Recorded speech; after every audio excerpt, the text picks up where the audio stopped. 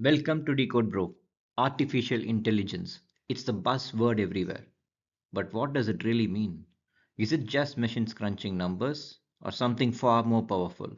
In this episode, we are going to peel back the layers of AI, starting from the basics of how machines think, moving into how they learn with machine learning, then taking the creative leap into generative AI, and finally meeting the text masters, large language models.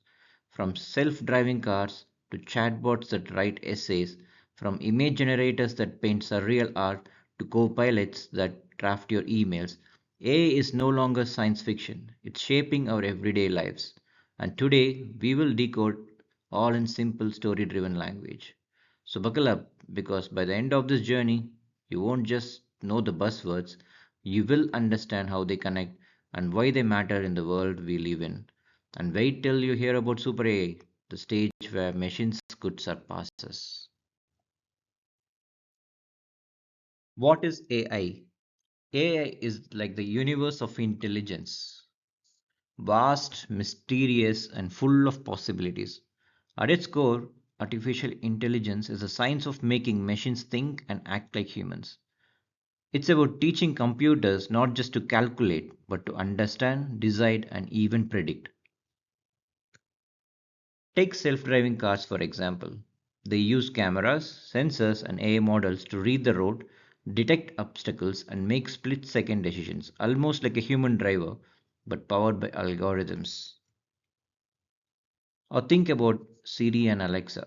They listen to your voice, convert it into text, and then use natural language processing to understand your request, whether it's playing music, setting reminders, or answering questions. And in banking, fraud detection systems are constantly at work. They scan millions of transactions, spot unusual patterns, and flag suspicious activity, protecting your account before you even realize something is wrong. These are just glimpses of AI in action. Machine learning to mimic human intelligence in ways that makes life easier, safer, and smarter. Picture a long road of intelligence.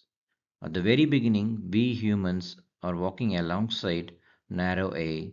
These machines built for specific tasks like Siri answering questions, Google Translate converting languages, or Netflix recommending movies. Here, the human is bigger than the machine because we still hold the broader intelligence. But as we walk further, we reach strong AI, also called artificial general intelligence. Imagine a robot like Sony from iRobo or a system like Skynet in the Terminator. Here, machines are not just task specific, they can think, reason, and adapt across domains, just like us. Strong AI can switch domains seamlessly, for example, solving math problems, writing novels, inventing new scientific theories, and empathizing with humans, all without retraining. In this stage, the human and the machine stand equal, intelligence balanced on both sides. This is still theoretical. And then far ahead on this road lies super AI, artificial super intelligence. This is the point where machines surpass us every way. Creativity, problem solving, even emotional understanding. Think of Ultron from Avengers or AI overlords in the Matrix. In this stage, the machine towers over the human because its intelligence is beyond anything we can imagine. This is purely hypothetical. But how do machines actually learn? That's where machine learning comes in. Machine learning is a subset of AI where machines don't just follow rigid instructions, instead, they learn patterns from data. It's like giving them experience so they can improve over time without being explicitly programmed for every single task. Machine learning is not just one way of teaching machines, it's like three different classrooms, each with its own style of learning.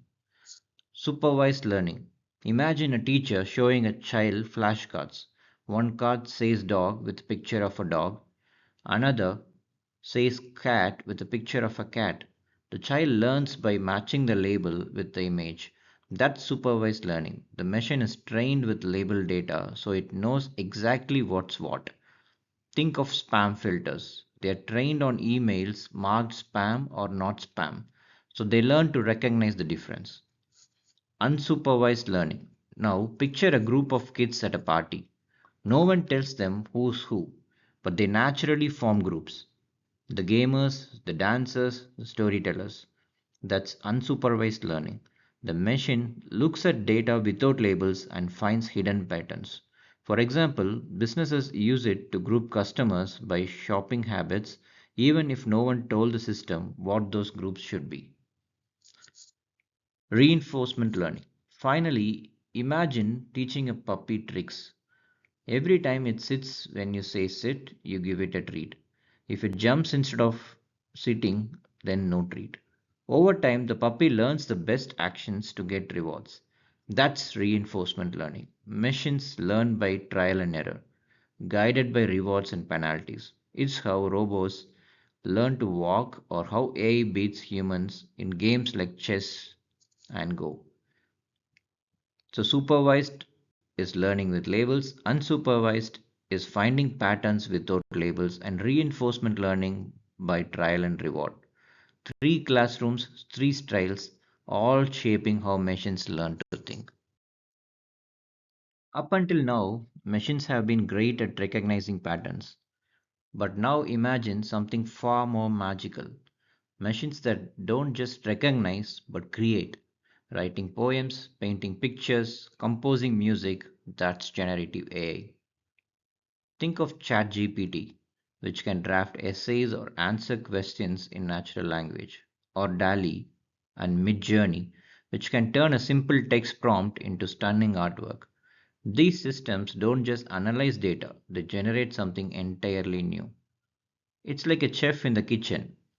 A regular AI might follow recipes step by step, but generative AI, it invents new dishes, blending flavors in ways no one has tried before. That's the creative leap. Machines becoming creators, not just calculators. Within generative AI, there's a special kind of genius, the large language models or LLMs. These are systems trained on oceans of text, books, articles, conversations, code. They don't just spit out words, they understand context, tone, and meaning, weaving sentences that sound remarkably human. Think of them as a librarian who have read millions of books. Ask them a question and they can summarize, explain, or even write in the style you want, whether it's a Shakespeare sonnet or a business email. Examples include Microsoft Copilot, Google's Gemini, OpenAI's ChatGPT, and Anthropic's Claude. The power chatbots help draft reports, translate languages, and even assists in coding. In short, LLMs are the text masters of generative AI. So far, we have explored how AI learns, creates, and even speaks our language. But what's next on this journey? To truly understand how modern AI works under the hood, we need to peek into its secret toolbox, embeddings, vectors, and similarity search. In the next part of our journey, we will uncover how embeddings, vectors, and nearest neighbor search make AI not just smart but efficient, able to connect ideas at lightning speed. Thanks for watching. If this video helped you, hit like, share it with friends, and subscribe to Decode Pro for more insightful content. Stay tuned for the next episode. Until then, take care.